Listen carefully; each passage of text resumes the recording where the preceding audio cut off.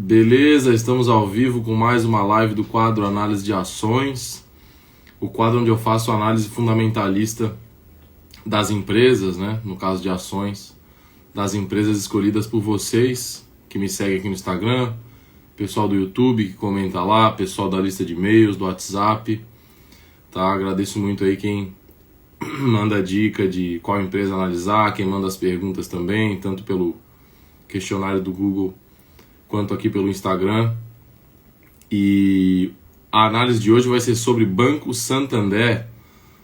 O pessoal pede bastante banco por aqui, né? Paulo, boa noite. Lucas, boa noite. Thay, Emanuel.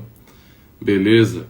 Como eu estava falando, a gente vai analisar o Banco Santander, tá? Já analisamos outros bancões aqui, Itaú, Banco do Brasil, Bradesco, tá? Tava faltando Santander. E aí, para completar o top 5 de certo na frente, a gente faz do BTG Pactual também, que inclusive o BTG passou o Banco Santander em valor de mercado, é o quarto maior banco do Brasil hoje, tá? Mas o Banco Santander vale 120 bi, tá? O BTG vale 140 bi já, apesar de não dar tanto lucro, né? Um banco mais de crescimento. O Santander deu 10,7 bilhões de lucro líquido nos últimos 12 meses e distribuiu 5,2% em dividendos, tá? Que é um dos indicadores que o pessoal gosta bastante aí de analisar. E com base nesses valores aqui, com base na análise que a gente vai fazer hoje, a gente vai responder as perguntas aí: se vale a pena investir em Santander, se Santander tá caro, se tá barato, tá? Comparar o Santander com outros bancos aí que vocês perguntam também, né? Banco do Brasil e Santander, eu já vi nas perguntas ali. Qual o melhor bancão para investir, tá? E outras perguntas ali que tem mais ou menos umas 10 que eu vou responder, como sempre, no final da live. E quem quiser mandar alguma pergunta no meio, tem uma caixinha de perguntas ali embaixo, um botãozinho com um ponto de interrogação, uma caixinha com ponto de interrogação, é só mandar por ali, que no final eu vou abrir e vou respondendo uma por uma. O pessoal já mandou as cidades ali, eu vi Belo Horizonte, Uberaba, Minas Gerais, Pedro Canário, Espírito Santo, coisa linda. Beleza. E todos esses outros ali que eu falei, Banco do Brasil, Itaú e Bradesco, já foram analisados, tá? E o episódio está disponível, assim como outros episódios de outras empresas e de outros fundos imobiliários também, que tem no podcast. Estão disponíveis o replay no podcast, que pode ser acessado pelo link do meu perfil, tá? Então depois dessa live aqui, porque a live é sempre mais importante, pessoal que tiver interesse em aprender mais sobre como investir com segurança, como analisar empresas, como analisar fundos imobiliários, dá uma olhadinha lá. Beleza? E para começar a análise aqui do Santander, antes de qualquer coisa, né? Como a gente faz a análise aqui com base na análise fundamentalista, e depois eu até vou falar um pouco sobre isso, eu separei o livro aqui do pai da análise fundamentalista, para uma pergunta ali que mandaram essa semana sobre o livro de investimentos que a gente vai recomendar. E quando a gente analisa as coisas aqui, o objetivo principal é mostrar justamente a metodologia de análise, que é a metodologia de análise que funciona no mercado, né? Que é ensinada pelos grandes investidores e que é capaz de fazer com que a gente tenha uma rentabilidade acima da média, nada muito mirabolante, né? Mas no longo prazo, uma rentabilidade acima da média, né, digamos assim, pular de um IPCA mais 6% para um IPCA mais 10%, um IPCA mais 12%, parece pouco em um ano, mas no longo prazo isso cria um efeito bola de neve muito forte, tá? Aumenta muito a velocidade com que tu vai dobrando o teu investimento e lá na frente, quando tu já tiver construído um patrimônio maior, né, querendo ou não, o pessoal aqui que me acompanha por aqui, a maioria está na idade ainda de 25 a 40 anos, que é o começo da construção patrimonial. Aí a pessoa não dá tanto valor para isso, né? Para buscar conhecimento, buscar aprender a investir melhor, com mais segurança, com base na estratégia correta. Mas é justamente nessa hora que é bom aprender, porque tu aprende com menos dinheiro e lá na frente tu vai colher os benefícios desse aprendizado, porque tu vai se sentir mais seguro na hora de investir e tu vai ter uma rentabilidade média superior, lógico, né? Tu conhecendo mais sobre negócio, sobre análise fundamentalista, isso no mundo dos investimentos se converte em uma maior probabilidade de tu ter uma rentabilidade superior, tá? E não só uma rentabilidade, como eu falei, a sensação de segurança é muito importante, né? A gente não quer apenas não ter uma rentabilidade, mas saber aquilo que a gente está fazendo, porque só sabendo o que a gente está fazendo é que a gente vai conseguir investir melhor, comprar na baixa, né? Principalmente quando se fala em renda variável, se sentir seguro para comprar na hora que deve comprar, que normalmente é a hora que tu mais está com medo, e também reconhecer quando que tu deve vender, quando que uma ação ficou cara demais, quando que uma tese de negócios mudou e tu precisa se desfazer da tua posição. E aí a gente traz essas análises práticas aqui que vão para o podcast depois, justamente para trazer esses aprendizados, tá? Muito mais do que para dizer se vale a pena ou não vale a pena investir nessa ou naquela empresa, apesar de que eu sempre falo disso também, tá? Inclusive uma das perguntas que a gente vai ver hoje no final é se vale a pena ou não investir em Banco Santander. E para a primeira, já para começar a construir essa resposta, a gente tem que olhar o indicador preço por lucro, que eu até anoto aqui que eu sempre tenho que falar dele, que no caso do Banco Santander é 10,89, tá? No caso do Banco do Brasil, por exemplo, é 5, 4, eu anotei aqui. No caso do Banco do Brasil é menos do que 5, tá? E aí só o indicador preço por lucro, a interpretação que a gente tem que ter dele é quanto menor é o preço por lucro, o indicador preço por lucro, melhor. Por quê? Porque significa que tu estás pagando menos pelo lucro líquido da empresa, proporcionalmente, né? No caso aqui o Santander tem um valor de mercado de 117 bi e um lucro líquido de 10,7 bi. Enquanto o Banco do Brasil tem um valor de mercado de 166 bi, ok? É um valor de mercado um pouco maior, uns 40% maior, 50% maior. Mas o lucro líquido do Banco do Brasil é 34, quase 35 bilhões, enquanto o lucro do Santander é só 10 bilhões. Ou seja, muito mais barato está o Banco do Brasil na perspectiva de lucro líquido, que é o principal indicador da análise fundamentalista, do que o Santander. E da mesma forma no indicador dividend yield também. Enquanto o Santander pagou 5,2% nos últimos 12 meses, o Banco do Brasil pagou 8,6%. Tá? Em dividendos, livre de imposto de renda, que cai direto na conta do investidor, na corretora ou do banco pelo qual tu investe em ações. Beleza? Vou analisar mais esses dois aqui, trazer para earnings yield lá na frente e comparar também com o Bradesco, tá? Comparar Banco do Brasil, Santander e Bradesco nesses indicadores aí. Tá? Mas de cara aqui a gente já percebe que o preço por lucro do Santander não é muito atrativo. A gente não tem um desconto considerável aqui em Banco Santander, ao mesmo tempo que a gente não tem um crescimento muito bom. Olha aqui a gente nunca pode ver só a foto, né? Mas também a evolução dos lucros. Não tem problema a gente ter um indicador preço por lucro mais alto se os lucros estão crescendo. Porém, no caso do Banco Santander, essa é a situação dos lucros do banco aqui, ó. Essa aqui. Então, para começar, que o lucro não está nem no topo histórico, né? O auge do Banco Santander aqui de lucratividade foi no ano 2021, 2022 aqui, que chegou a bater 16, 15, quase 16 bilhões de lucro líquido. E depois disso caiu um pouco agora que está voltando a se recuperar, tá? Mas ainda assim está longe do topo histórico. E não está crescendo muito, ok? Então a situação do preço comparado ao lucro aqui do Banco Santander não é muito boa, tá? Apesar de não ser uma situação clara de que está muito caro, de que é um mau investimento, tem outros bancos aí grandes com situações de evolução de lucro parecidas que estão sendo vendidos por um preço mais barato.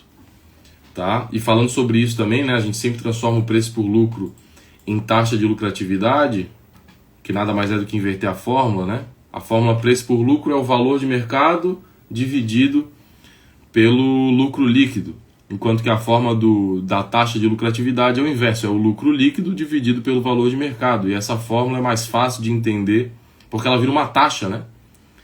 E é com base nessa taxa que a gente vai comparar investimentos diferentes, inclusive com renda fixa, que a gente sempre faz por aqui.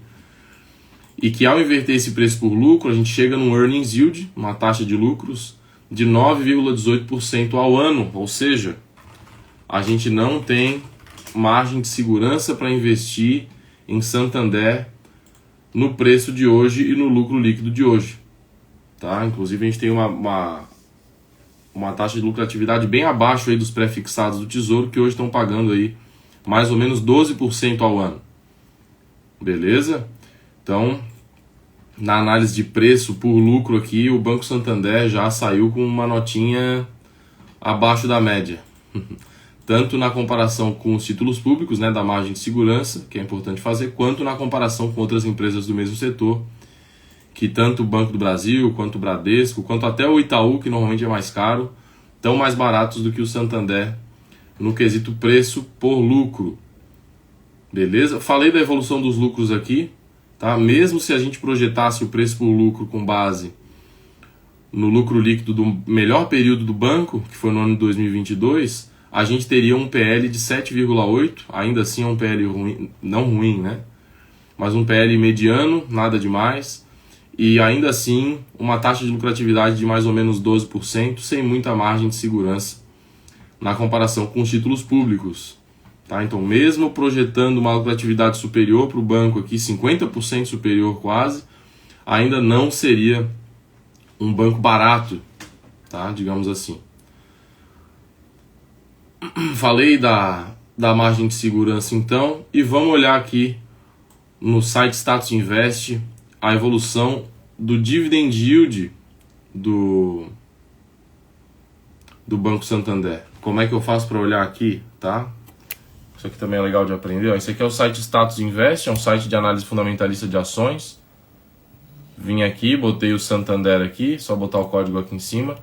E para ver o histórico de pagamentos, aqui deu uma distorção do preço por lucro, tá? Porque o Status Invest e o Fundamentos às vezes tem algumas mudanças, mas é praticamente a mesma coisa. E a gente clica aqui nesse gráfico aqui para a gente ver a evolução do dividend yield nos últimos anos. Tá? O SAMB 11 começou a ser negociado ali em 2017, porque o SAMB 11 é o código das ações, das units, né? Que foi uma junção das ações ordinárias e preferenciais. Então, desde 2018 a gente tem dados aqui, e a gente pode ver que, apesar aqui de 2021 ter pago 9,46%, historicamente não é um banco que paga muitos dividendos. Ó. Se a gente for ver o Banco do Brasil, por exemplo, a gente vai ver que é uma média muito maior. Então, ó. Olha só a diferença do preço por lucro de um para o outro. Banco do Brasil, 4,78. Banco Santander, 11,12. O dobro do preço. Tá? Mas vamos ver o histórico de dividendos aqui. Então, olha só o Banco do Brasil. Tem mais dados, né? Para começo de conversa, tem mais dados. Teve um período de baixa aqui.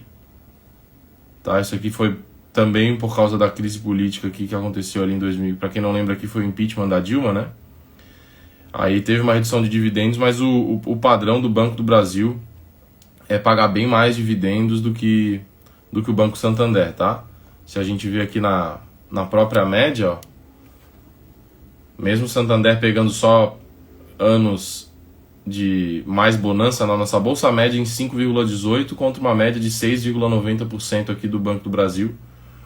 Então o Banco do Brasil, além de estar mais barato, também paga mais dividendos, tá? Historicamente e atualmente, hoje o Banco do Brasil está pagando 8,58%, tá aqui, ó, atual, contra 5,15% do Banco Santander. Beleza? O pessoal perguntou quando que o Banco Santander paga dividendos também. Ele paga 4 vezes ao ano, nos meses de número 1, 4, 7 e 10. Então é janeiro, abril, julho e outubro. Tá? Inclusive isso é importante depois, porque teve a pergunta do que fazia tempo que não vinha, de quanto que eu preciso investir para receber 10 mil reais mensais em dividendos. E aí eu vou responder essa pergunta com base numa projeção, mas fica já registrado aqui que o Banco Santander não paga de forma mensal, tá? Mas a gente traz a taxa para mensal para dar uma média ali, mas a resposta certa para aquela pergunta é uma média de 10 mil reais mensais em dividendos. Por quê? Porque não paga mensal, mas sim trimestral, tá bom? Mostrei a evolução do histórico de dividendos aqui então do Santander, está mais ou menos levemente abaixo da média ali, pode ser que suba um pouco nos próximos anos, mas mesmo subindo um pouco, não é um número muito atrativo, né? Não é um número muito atrativo. 5% só para bancos, quando tem Banco do Brasil e Banco Bradesco aí pagando mais do que 8%, não é um indicador muito positivo para o Banco Santander também não. Outra pergunta importante quando a gente vai investir em ações é saber quem são os nossos sócios, né, tá? No caso do Santander, o sócio é a matriz, ou seja, o Banco Santander espanhol mesmo. É ele que detém mais de 80% das ações ordinárias do Banco Santander, o que significa, na minha opinião, que não é um sócio muito... né, quando a gente fala de banco, a gente tem que sempre lembrar do fator too big to fail, grande demais para falhar, que inclusive é o nome de um documentário muito bom sobre a crise de 2008, tá? Quem quiser ver um documentário muito bom sobre a crise de 2008, bota Too Big to Fail no YouTube, que tem lá um documentário muito legal e mostra justamente a importância de coisas subjetivas na hora de crises bancárias, né? E se desse uma crise bancária no Brasil, o que eu acho que é difícil, tá? Os bancos brasileiros, via de regra, estão entre os mais seguros do mundo, né? Com os índices de Basileia e 7.1 acima da média, tanto com uma exigência do Banco Central maior do que a média dos outros bancos centrais, quanto com o cumprimento dos nossos bancos também maior do que os outros bancos aí, tá? Só que se chegasse numa situação extrema de que algum banco do sistema tivesse que ir à falência e tivesse os top 5 bancos ali, tá? Banco do Brasil, Itaú, Bradesco, Santander e BTG Pactual, na minha humilde opinião, por fatores subjetivos, como por exemplo, quem são os seus sócios, eu acho que o Santander seria o mais fraco desses 5 bancos.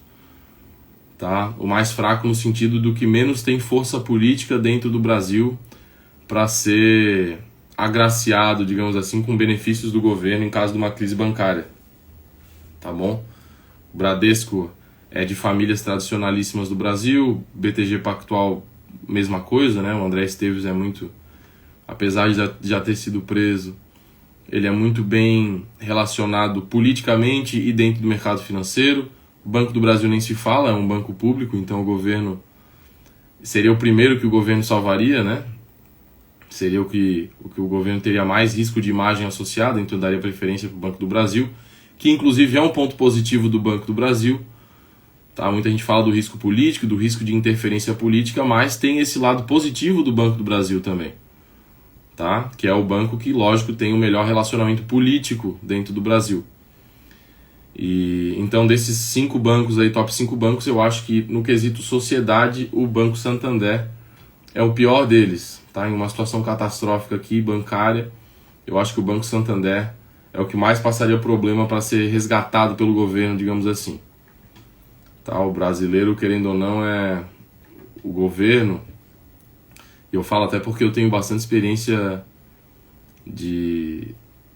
como funcionário público, estudei muito direito administrativo, estudei muito história do Brasil, história política do Brasil. Então, eu tenho alguma experiência para falar sobre isso, tá? Estudei também crises bancárias, essa crise dos Estados Unidos de 2008 foi um grande aprendizado também, para ver como tem esse tratamento diferente entre os bancos e que isso, numa situação catastrófica, só como eu falei, pesaria contra o Banco Santander, tá? E que é controlado, como eu falei, pelo Banco Santander da Espanha, que é um banco muito maior do que o Banco Santander Brasil, né? É um banco que tem mais de 400 bilhões em valor de mercado, enquanto, né, quase 4 vezes maior do que o Banco Santander Brasil aqui. Apesar do Banco Santander Brasil ser muito relevante no balanço do Santander Internacional.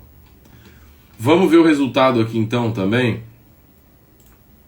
Quem está acompanhando aí, não esquece de deixar o like. Aperta o botãozinho ali embaixo para deixar o like. Às vezes eu esqueço de pedir. Deixa o salve aí. Manda depois, quando lembrar de alguém, de algum amigo, algum familiar, manda o link aqui ou do Instagram, ou manda o link do replay no podcast, tá? De uma aula aí de análise prática que ajuda as pessoas a investirem com mais segurança e com mais rentabilidade, com base na estratégia do que funciona, né? De análise fundamentalista, que eu trago aqui com 100% de independência para ajudar vocês. Beleza? Então, começamos aqui na página 4 do resultado, que é importante a gente ver a evolução, principalmente disso aqui, lucro líquido, que na comparação, esse QOQ aqui é quarter, tá? Que é trimestres. Então, na comparação trimestral, subiu 10%, que é bom. Tá? Mas, principalmente na comparação anual, que é o que a gente tem que observar, cresceu 44%. Isso aqui é efeito não recorrente de mudança na provisão de crédito. Tá? Que o Banco Santander, assim como o Bradesco, tinha provisionado bastante nos últimos tempos, isso agora está voltando para o lucro líquido. Mas a verdade é que o resultado do banco não veio nada demais, tá? Tem um ROI aqui, um retorno sobre patrimônio líquido também, que veio um pouco melhor, mas nada demais na comparação anual, ó. Mas no quesito preço e na evolução de lucros, como a gente viu aqui, ó, não tá crescendo, né? Até que tá crescendo, ó, na comparação a gente compara sempre esse com esse aqui. Tem que ser o segundo trimestre de 2014 tem que ser comparado com o segundo trimestre de 2023. Teve um crescimento aqui na comparação anual, sim, mas ainda está longe de estar no auge do banco aqui, tá? E o banco não está barato nos indicadores de preço para isso ser um fator positivo, digamos assim, para isso mudar o fato de que o Banco Santander está um pouco caro, digamos assim, na comparação com os outros bancões. Tem aqui na página 14 também fala sobre a carteira de crédito, que é o que a gente tem que analisar para, né, no quesito sustentabilidade. O lucro líquido dos bancos ele pode ser muito volátil por causa dessas questões contábeis, né, com essas provisões para devedores duvidosos e tal.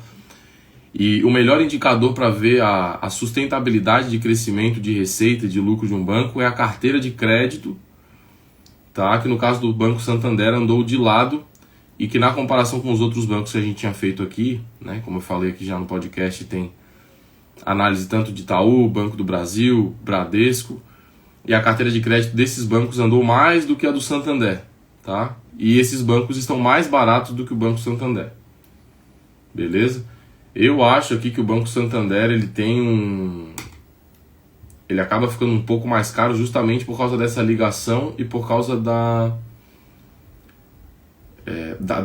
grande maioria das ações ordinárias estarem na mão do Banco Santander da Espanha. Tem pouco free float, tá? Digamos, aí vai ser difícil explicar. Free float é a porcentagem de ações de uma empresa que estão distribuídas no mercado e não nas mãos dos acionistas controladores. Tá? E quanto mais ações ficam na mão dos acionistas controladores, menos eles negociam, e quanto menos venda tem, né, menos negócios tem, mais o preço da ação costuma ficar alto, né, ou ficar caro, como é o caso do Banco Santander. Então, uma das explicações aqui para o preço do Banco Santander ser mais caro do que Banco do Brasil, Bradesco, e principalmente do que o Itaú, que é o maior banco do Brasil, né, o maior banco da nossa bolsa, é isso aí, esse é o fator do acionista controlador deter muitas ações, 99% das ordinárias, e vender pouco. Tá? Isso faz com que tenha menos força de venda, naturalmente o preço fique mais elevado, dando menos oportunidade para o investidor fundamentalista, como nós, que a gente quer comprar ações baratas, né? Na página 18 aqui do resultado, mostra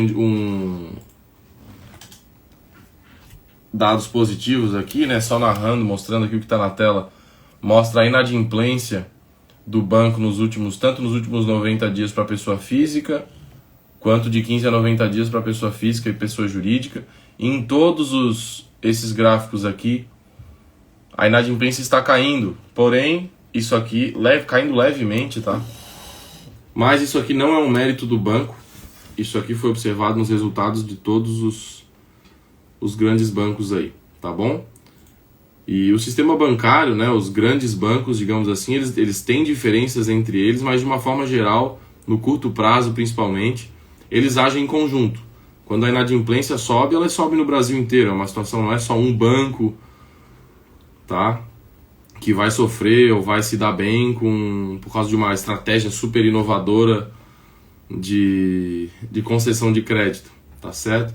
Os bancos meio que têm, os bancões têm padrões aí, tem quesitos que eles observam na hora de distribuir crédito e nenhum deles é tolo. Então todos eles tentam distribuir o crédito da melhor forma possível e variam mais ou menos junto aí no quesito inadimplência. Agora, em tempos de crise, como foi ali em 2021, 2022, né, que tivemos a crise de crédito ali, Americanas, Light, aí a gente consegue ver o comportamento irresponsável de alguns bancos, como foi o caso do Banco Bradesco, que tomou um prejuízo aí de quase 10 bi nessa crise de crédito, enquanto o Itaú e os outros bancos sofreram bem menos, né?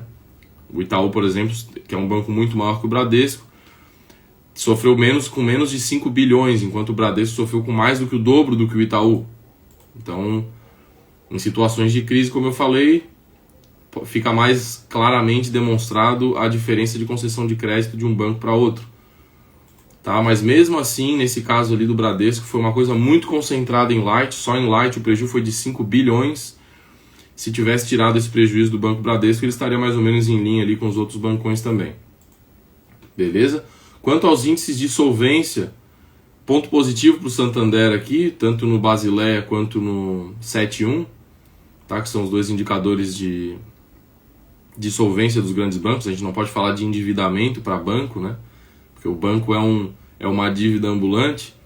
E aí tem esses indicadores de Basileia e o 7.1, que basicamente são indicadores que mostram quanto de dinheiro tem depositado no banco comparado ao quanto de dinheiro que ele empresta. O mínimo do Basileia no Brasil para qualquer banco é 11%, ou seja, para cada R$100 que tu investe, que tu empresta, tu precisa ter R$11 em depósitos, tá? Em depósitos os mais variados. E o 7.1 é basicamente a mesma coisa. 7.1 é CET e o número 1 é uma sigla, tá? Que eu esqueci agora o que significa. Deixa eu ver aqui. Já mata na hora já. 7.1.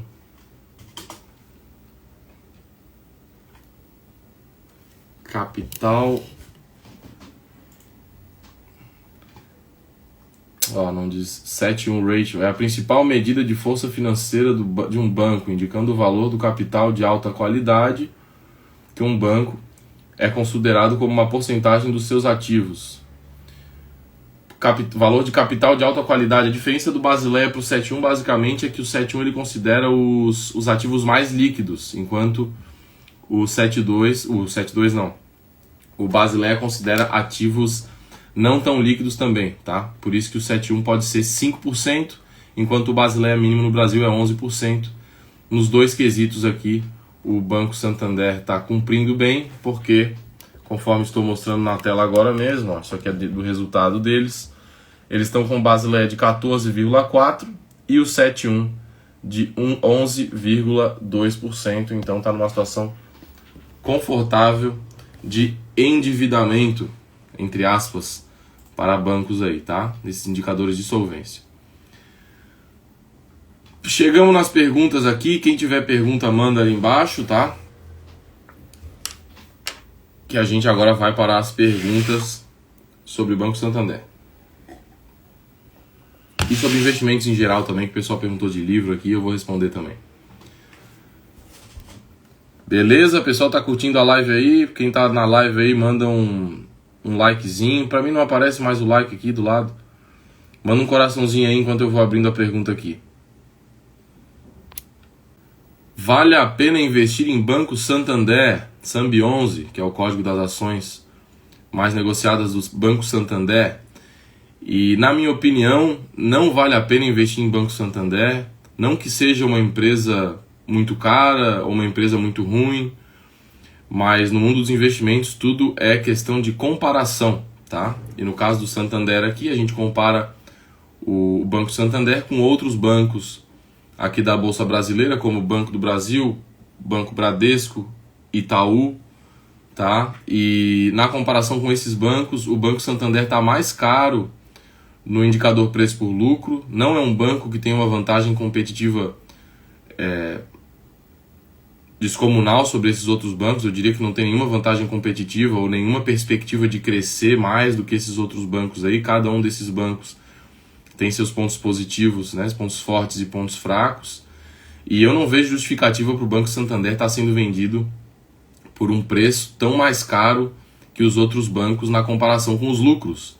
Então é por isso que eu acho que não vale a pena investir em Santander. Só para ter uma base de comparação, na comparação dos lucros com o valor de mercado, o Banco do Brasil está sendo vendido por um preço por lucro de 5, enquanto o Banco Santander por um preço por lucro de 10, ou seja, 2 vezes mais caro.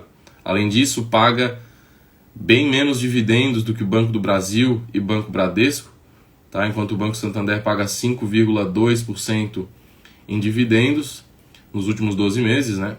O Banco do Brasil pagou 8,7% e o Banco Bradesco pagou 8,4%. Tá? Então, bem superior. Além disso, esses outros dois bancos também estão mais baratos no indicador preço por lucro. Beleza? Então, não é que eu ache ruim o Banco Santander, é só que eu acho que pelo preço atual existem oportunidades melhores para se investir. E aí, por isso, consequentemente, eu acho que não vale a pena investir em Banco Santander, mas sim em outras oportunidades de bancos que a gente tem na nossa bolsa. Você investe em Banco Santander?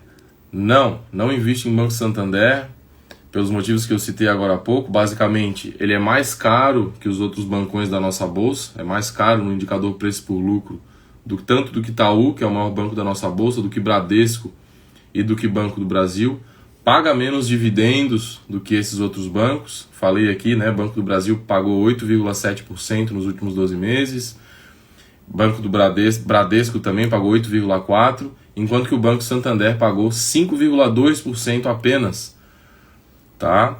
E por ele estar mais caro e por eu acreditar que o Banco Santander não tem nenhuma vantagem competitiva que justifique ele estar tão mais caro assim que os outros bancos, eu não invisto em Banco Santander e prefiro esses outros 3 bancos aí que eu citei para investir, que estão mais baratos e pagam mais dividendos para os acionistas.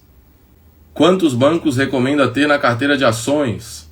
Olha, no mínimo eu recomendaria ter 2 bancos, tá? Eu tenho 3 bancos na minha carteira de ações. Eu tenho Banco do Brasil, Itaú e Bradesco. Não tenho Santander, tá? Que é o da análise dessa live aqui. Mas eu recomendaria ter 2 no mínimo, por quê? Porque o Banco do Brasil, que é o banco mais barato da nossa bolsa e o que historicamente paga mais dividendos, ele tem um risco político que vale a pena ser diversificado. Aí tu veja, né, qual o outro banco que tu usa para compor a tua carteira. Pode ser o Bradesco, por exemplo, ou o Itaú. E aí vai variar do teu perfil. Mas é muito importante ter pelo menos 2, tá, para dar essa diversificada e mitigar o risco político do Banco do Brasil, que é o banco mais barato da nossa bolsa e que eu recomendo que tu tenha na tua carteira. Tá? Então, como eu recomendo que tu tenha Banco do Brasil, é bom ter no mínimo mais um banco. Aí vai do teu perfil ali. Se tu quer mais segurança, tem o Itaú. E se tu quer mais comprar um banco mais barato, com uma possibilidade de ter um maior retorno, mas ao mesmo tempo um banco que provou que não deu crédito muito bom nos últimos tempos, tu vai para o Bradesco. Tá? Bradesco um pouco mais arriscado, enquanto o Itaú mais seguro, ao mesmo tempo que tem menos chance de dar um retorno maior, né, no longo prazo. O Bradesco está mais barato. Tá certo? Mas então, no mínimo, tenha 2 bancos aí na tua carteira de ações. SAMB11, ações do Banco Santander, ou BBAS3, que são as ações do Banco do Brasil. Qual é melhor para investir? Banco do Brasil é melhor para investir porque, apesar do risco político, né, de ser um banco público controlado pelo governo, historicamente é o banco que mais paga dividendos da nossa bolsa e, principalmente, está muito mais barato que o Banco Santander. Tá? Um preço por lucro de 5 contra um preço por lucro de 10 do Banco Santander, ou seja, está 2 vezes mais barato o Banco do Brasil e paga mais do que 50% a mais em dividendos também, que pinga isento de imposto de renda na conta do investidor. Tá? Ou seja, além de tu comprar mais barato, o Banco do Brasil ainda te paga mais dividendos que tu pode usar para comprar cada vez mais ações do Banco do Brasil ou de outras empresas aí na bolsa e aumentar a tua rentabilidade de longo prazo, tá? Então a probabilidade maior, na minha opinião, é de que investir em Banco do Brasil vai dar um retorno melhor do que investir em Santander. Qual o melhor bancão para investir? Nunca invista em apenas um bancão, como eu estava falando aqui, tá? Pelo menos invista em 2 para diversificar um pouco o risco. Principalmente porque o melhor bancão para investir, tá? O que está mais barato e o que mais paga dividendos historicamente é o Banco do Brasil. E o Banco do Brasil tem um pouco de volatilidade a mais, um pouco de risco a mais, vinculado justamente à interferência política por ser um banco público e por ter os altos cargos de diretoria, de presidência, de conselheiros indicados pelo presidente da República, tá? Tem um risco aí. Então, apesar do Banco do Brasil ser o melhor bancão para investir, eu recomendo que tu tenha pelo menos 2 bancos na carteira. Aí depois de investir no Banco do Brasil, tu veja aí qual que se adequa mais ao teu perfil, se é o Bradesco ou o Itaú, tá? Os 2 têm análise no podcast, depois veja lá. Mas o melhor é o Banco do Brasil, mas nunca invista apenas em um só. Então, Banco do Brasil e aí escolhe um segundo, ou Itaú ou o Bradesco, que na minha opinião são boas opções para esse segundo lugar aí. Qual livro de investimento recomenda para iniciantes? Perguntaram de educação financeira antes, mas de investimento mesmo, esse aqui é o principal. Não tem como eu recomendar nenhum outro, porque esse cara aqui, Benjamin Graham, é o pai da análise fundamentalista. Esse livro aqui foi revolucionário. Os outros livros podem até falar da mesma coisa, até com mais qualidade, né? com mais modernidade, mas eu acredito muito na força dos clássicos, e esse clássico aqui, ele foi atualizado pelo James Zweig, que fez comentários mais modernos aos ensinamentos desse livro aqui, trouxe as aplicações para a crise de 2000 ali, e sinceramente qualquer investidor fundamentalista, todo investidor deveria ler esse livro aqui, que é O Investidor Inteligente, de Benjamin Graham, tá? Que foi um dos maiores investidores de todos os tempos também, era professor da Universidade de Nova York, foi professor do Warren Buffett, que foi o homem mais rico do mundo, e o próprio Warren Buffett já falou que 75% da estratégia dele é baseada no que Benjamin Graham ensinou para ele, tá? Então, esse aqui é o melhor livro de investimento que eu recomendo para iniciantes, O Investidor Inteligente, de Benjamin Graham.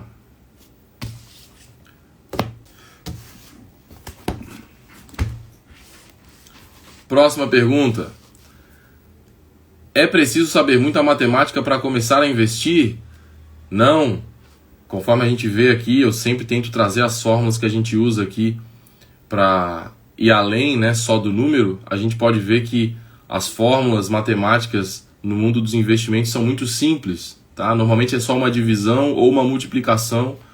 A coisa mais complexa que pode ter é a fórmula dos juros compostos ali, que tem um expoente, tá? Mas são coisas muito simples e às vezes as pessoas deixam de começar a investir justamente porque tem esse preconceito, acham que precisam saber muito de matemática, muito de contabilidade, quando na verdade, lendo esses livros aqui que eu recomendei hoje, ela já tem uma visão ali de como é simples, de como é fácil entender. E inclusive esse cara aqui, ele tem um capítulo do livro dele onde ele fala que se o teu assessor, né, ou a pessoa do mercado financeiro que está tentando te vender algum produto começar com fórmulas muito mirabolantes ou com explicações muito difíceis para explicar um investimento, para tentar te vender um investimento, isso é um sinal muito ruim. Por quê? Porque investimento é para ser uma coisa simples, não é para ser uma coisa difícil, tá? Se está difícil é porque está errado, ok?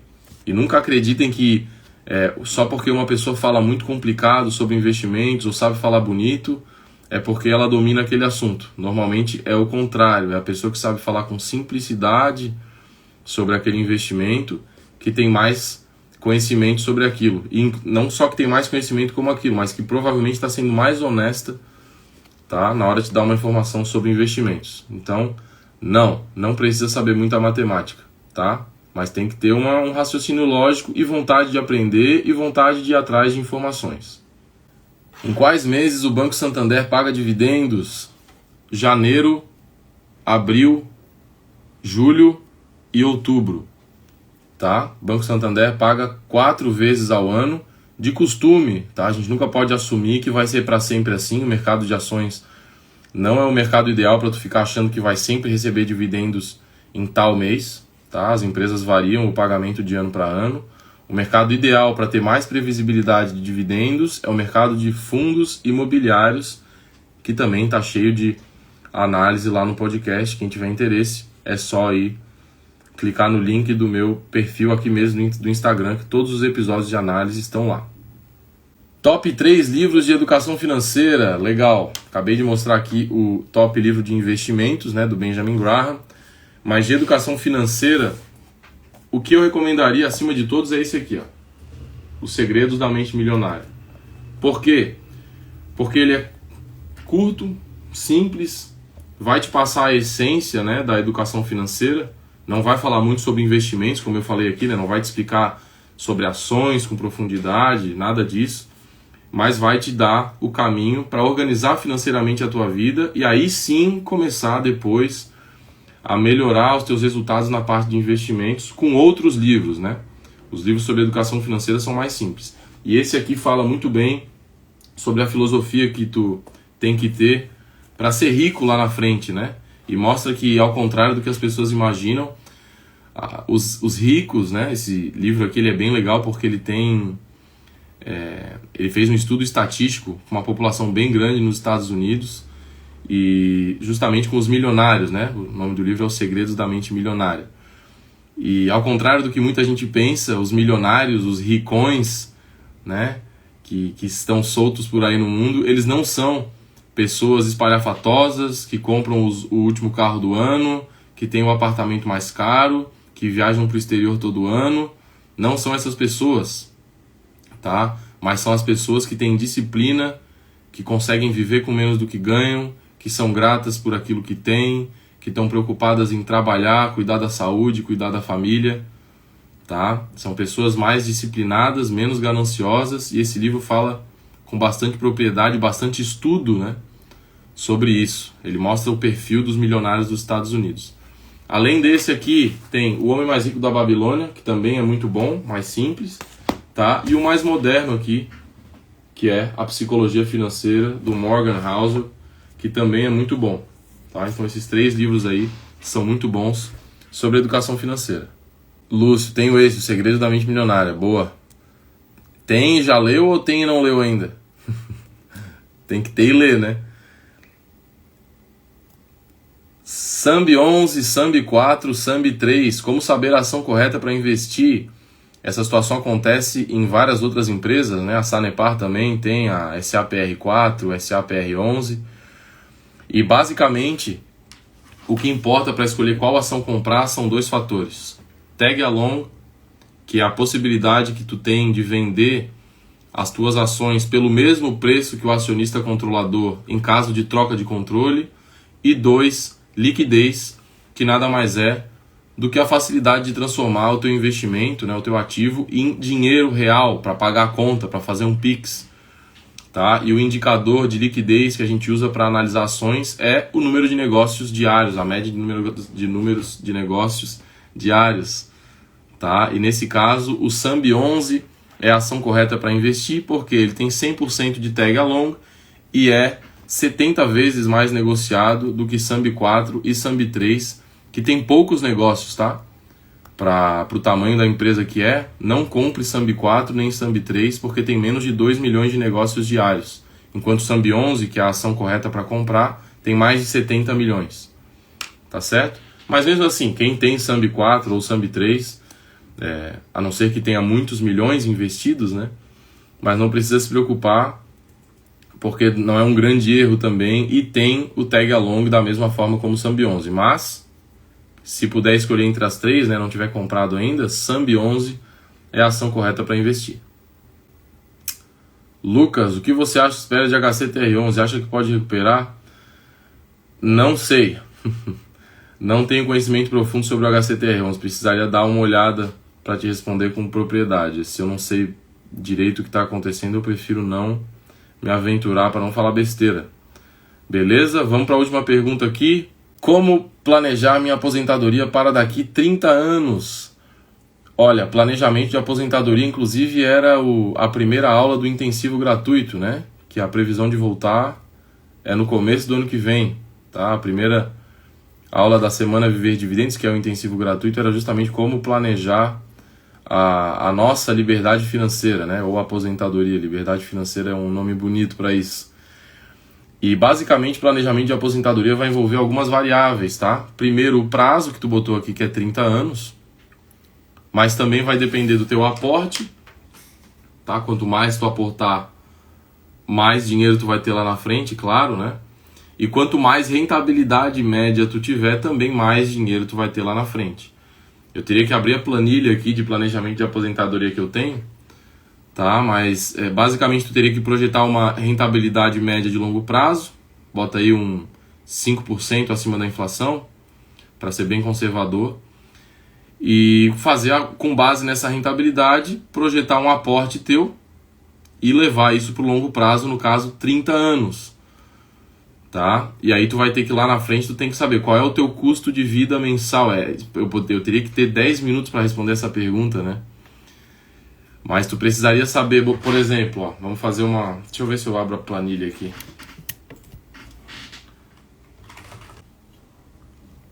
Tudo isso aqui considerou variáveis, né? Ó, vamos dizer que tu está começando hoje com zero reais. E tu quer aportar por mês aí R$1.000. Aqui é uma das premissas, ó. Eu botei que tu vai ter uma rentabilidade real aqui anual de 6,17% acima da inflação. E um prazo de 30 anos, que já é 360 meses, é 30 anos, tá? Então, se tu investir R$1.000 por mês, isso aqui tem que ser ajustado pela inflação.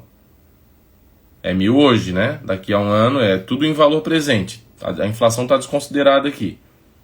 Então esse aporte vai ter que subir com a inflação, assim como a tua renda também normalmente sobe com a inflação, né? Então se tu investir R$1.000 por mês, a uma rentabilidade média anual de 6,17% acima da inflação, em 30 anos tu vai ter uma renda mensal média, uma renda mensal com base aqui nesse 0,8% ao mês, de 8.000. É suficiente? Não é suficiente? Tá? E aí aqui, essa planilha aqui é bem legal, que ela mostra aqui quanto que o teu dinheiro trabalhou para ti, ó.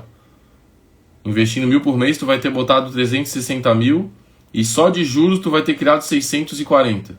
Então o dinheiro vai ter trabalhado mais para ti do que tu vai ter trabalhado para fazer os teus aportes, entendeu? Isso graças ao prazo. Se tu vai diminuir o prazo aqui, se tu começar muito tarde, for começar com 100, vai botar em 10 anos, 120 meses... Olha só a diferença. Tu quase não consegue construir a aposentadoria direito. O dinheiro quase não trabalhou para ti direito também, apesar de ter trabalhado. Por isso é importante começar cedo, tá? E aí vai depender. Tu vai ter que ver quanto que tu quer lá na frente. Se tu quer 10 mil mensais, tu vai ter que aumentar o teu investimento. Ó, se tu investe 5 mil mensais por 360 meses, ó lá na frente quanto é que tu vai ter de uma renda mensal. Isso só considerando 0,8% ao mês de rentabilidade, hein? O que preserva o teu capital. Tu ainda deixaria toda essa grana aqui, ó, que esse aqui seria o que tu teria lá na frente, 5 milhões, todos esses 5 milhões ainda estariam lá na tua conta. Se tu quisesse usar, né, tu vai deixar de herança isso aqui. Se tu fosse ainda para consumir esse patrimônio lá na frente, tu teria uma renda média maior ainda. Mas eu gosto de fazer as projeções sempre no conservadorismo, né? Planejar a renda futura só com base na renda que tu vai tirar do patrimônio. O patrimônio ficando preservado. Isso sim é liberdade financeira. Beleza?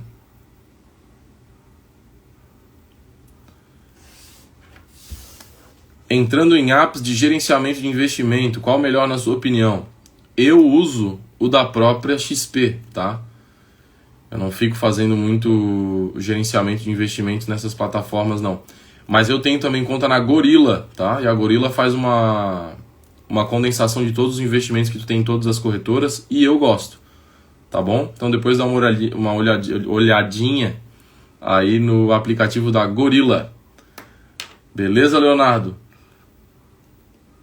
Essa foi mais uma live do quadro Análise de Ações. Espero que vocês tenham gostado, tá? Não esqueçam de deixar o like depois, quando aparecer no feed ali, que isso ajuda a alcançar mais pessoas, a ensinar mais pessoas a investir com segurança e com independência, tá bom? Recomendem também para os amigos, para os familiares de vocês, que vocês querem que aprendam a investir melhor. Um beijo, um abraço a todos, boa noite e boa semana aí para nós. Valeu!